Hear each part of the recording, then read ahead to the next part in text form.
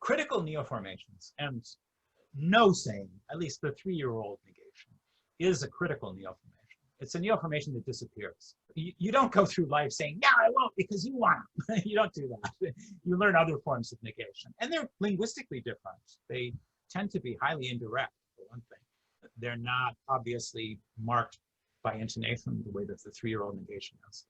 So that's a critical neoformation. And there are other critical neoformations. So at 7, children discover that you can act out for yourself. And Vygotsky is astonished that, kids will spend all their time making faces and samovars, and that they'll walk in the room talking like that and stuff. He's not astonished that little children do this. Of course, they do it in preschool. But in preschool, they do it when somebody's watching.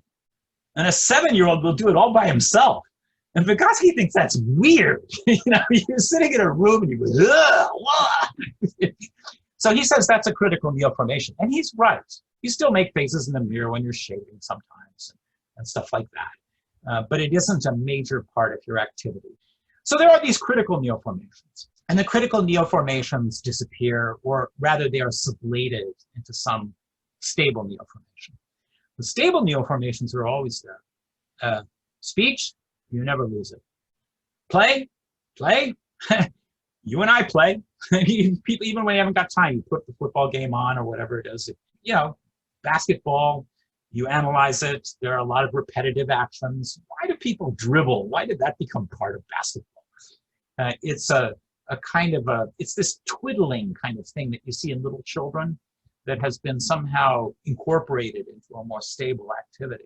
These stable neoformations are the things that adulthood is eventually made of. And they wouldn't be there without the crises. We would not be able to develop negation without no, because that's where it all starts.